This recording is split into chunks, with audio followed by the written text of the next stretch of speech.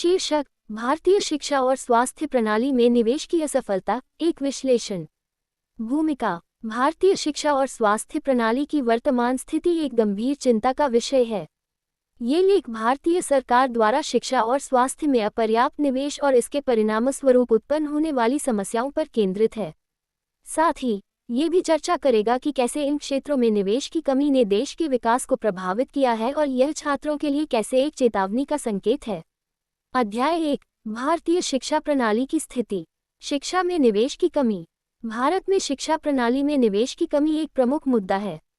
सरकार द्वारा शिक्षा क्षेत्र में अपर्याप्त धनराशि आवंटित की जाती है, जिससे स्कूलों और कॉलेजों में बुनियादी सुविधाओं की कमी होती है।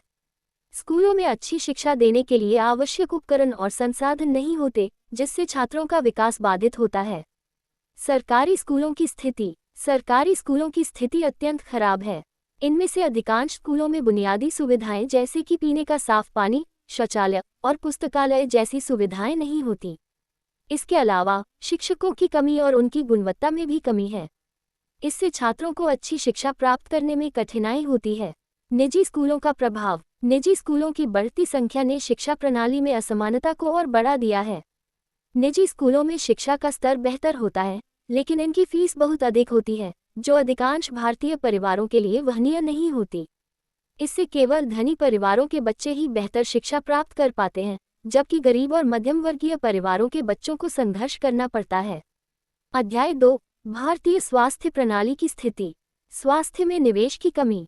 स्वास्थ्य प्रणाली में भी सरकार द्वारा पर्याप्त निवेश नहीं किया जाता है। सरकारी अस्पतालों और स्वास्थ्य केंद्रों में बुनियादी चिकित्सा सुविधाओं की कमी होती है। उपकरणों की कमी, डॉक्टरों और नर्सों की कमी और दवाओं की कमी जैसी समस्याएं आम हैं। ग्रामीण क्षेत्रों की स्थिति। ग्रामीण क्षेत्रों में स्वास्थ्य सेवाओं की स्थिति और भी बदतर है। यहाँ स्वास्थ्य केंद्रों की संख्या कम होती है और जो हैं, वे भी अच्छी स्थिति में नहीं होते। यहाँ के लोग गंभीर बीमारियों का इलाज कराने के लिए शहरों का रुख करते हैं, जिससे उनका समय और पैसा दोनों बर्बाद होता है। निजी स्वास्थ्य सेवाओं का प्रभाव। निजी स्वास्थ्य सेवाओं की बढ़ती संख्या ने स्वास्थ्य प्रणाली में भी असमानता को बढ़ा दिया है। निजी अस्पतालों में इलाज की गुणवत्ता बेहतर होती है, लेकिन इनकी फीस बहुत अधिक होती है, जो अधिकांश भारतीय परिवारों के लिए वहनीय नहीं होती। इससे केवल धनी परिवारों के लोग ही बेहतर इलाज प्राप्त कर पाते हैं, जबकि गरीब और मध्यम वर्गीय परिवारों को संघर्ष करना पड़ता है। अध्याय 3: चुनावी खर्च और व्यक्तिगत उद्देश्य। चुनावी खर्च में वृद्धि। भारत में चुनावी खर्च में बढ़ोतरी एक गंभीर चिंता का विषय है। सरकार और राजनीतिक दल चुनावों में भारी मात्रा में धनराशि खर्च करते हैं। ये धनराशि आमतौर पर शिक्षा और स्वास्थ्य जैसे महत्वपूर्ण क्षेत्रों में निवेश की जा सकती थी, लेकिन चुनावी खर्च में इसे व्यर्थ किया जाता है।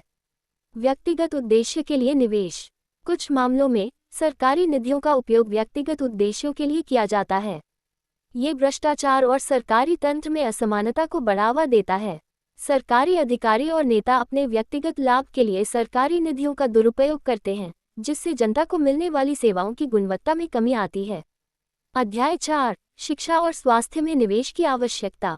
शिक्षा में सुधार। शिक्षा में सुधार के लिए सरकार को निम्नलिखित कदम उठाने की आवश्यकता है। बजट में वृद्धि। शिक्षा के लिए बजट में वृद्धि की जानी चाहिए ताकि स्कूलों और कॉलेजों में बुनियादी सुविधाएं प्रदान की जा सकें।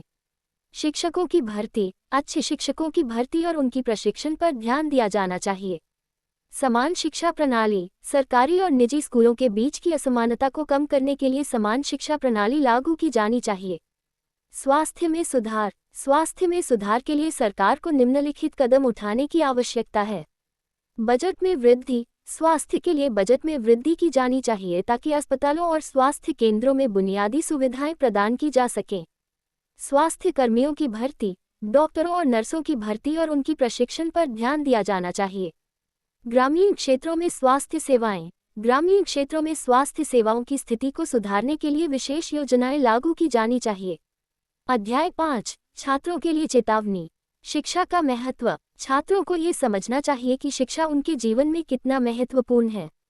शिक्षा से न केवल उनका व्यक्तिगत विकास होता है, बल्कि वे समाज में भी एक महत्वपूर्ण योगदान दे सकते हैं। स्वास्थ्य का महत्व। स्वास्थ्य भी छात्रों के लिए अत्यंत महत्वपूर्ण है। एक स्वस्थ शरीर में ही स्वस्थ मस्तिष्क का विकास होता है। इसलिए छात्रों को अपनी स्वास्थ्य सेवाओं पर ध्यान देना चाहिए और सरकार से बेहतर स्वास्थ्य सेवाओं की मांग करनी चाहिए। सक्रियता और जागरूकता। छात्रों को अपने अधिकारों के प्रति जागरूक होना चाहिए और शिक्षा और स्वास्थ्य सेवाओं की गुणवत्ता में सुधार के लिए सक्रिय रूप से भाग लेना चाहिए। उन्हें अपनी आवाज उठानी चाहिए और सरकार से बेहतर सुविधाओं की मांग करनी चाहिए। निष्कर्ष। भारतीय शिक्षा और स्वास्थ्य प्रणाली में निवेश की कमी एक गंभीर मुद्दा है। सरकार को चुनावी खर्च और व्यक्तिगत उद्देश्यों के बजाय इन महत्वपूर्ण क्षेत्रों में निवेश करने की आवश्यकता है। इससे न केवल देश का विकास होगा, बल्कि बच्चों और युवाओं का भविष्य भी उज्जवल होगा। छात्रों को भी इस दिशा में सक्रिय होना चाहिए और अपने अधिकारों के लिए आवाज उठानी चाहिए। शिक्षा और स्वास्थ्य की गुणवत्ता में सुधार के लिए सरकार और जनता को मिलकर काम करना होगा। इस प्रकार ही हम एक सशक्त और समृद्ध भारत का निर्माण कर सकते हैं। अध्याय 6। शिक्षा और स्वास्थ्य में सुधार के उदाहरण। केरल का मॉडल। केरल राज्य को अक्सर शिक्षा और स्वास्थ्य के क्षेत्र में अन्य राज्यों के लिए एक मॉडल के रूप में देखा जाता है। यहाँ की सरकार ने इन दोनों क्षेत्रों में भारी निवेश किया है, जिससे केरल में साक्षरता दर और स्वास्थ्य सेवाओं की गुणवत्ता में भारी सुधार हुआ है। तमिलनाडु का स्वास्थ्य मॉडल। तमिलनाडु राज्य में भी स्वास्थ्य सेवाओं में सुधार के लिए कई महत्वपूर्ण कदम उठाए गए हैं। यहाँ की सरकार ने सरकारी अस्पतालों की स्थिति को सुधारने के लिए विशेष योजनाएं लागू की हैं, जिससे यहाँ के लोगों को बेहतर स्वास्थ्य सेवाएं मिल रही हैं। अध्याय 7। शिक्षा और स्वास्थ्य में निवेश के लाभ। व्यक्तिगत विकास। शिक्षा और स्वास्थ्य में निवेश से व्यक्तिगत विकास होता है। शिक्षा से व्यक्ति की सोचने की क्षमता और समझदारी में सुधार होता है, जबकि अच्छी स्वास्थ्य सेवाओं से व्यक्ति का शारीरिक और मानसिक विकास होता है। आर्थिक विकास। शिक्षा और स्वास्थ्य में निवेश से देश का आर्थिक विकास होता है। शिक्षा से लोग अधिक कुशल और योग्य बनते हैं, जिससे वे बेहतर नौकरी प्राप्त कर सकते हैं और देश की अर्थव्यवस्था में योगदान दे सकते हैं। सामाजिक विकास। शिक्षा और स्वास्थ्य में निवेश से सामाजिक विकास होता है। शिक्षा से समाज में समानता और जागरूकता बढ़ती है, जबकि स्वास्थ्य सेवाओं से समाज के सभी वर्गों को बेहतर स्वास्थ्य सेवाएं मिलती हैं। निष्कर्ष। भारतीय शिक्षा और स्वास्थ्य प्रणाली में निवेश की कमी एक गंभीर समस्या है।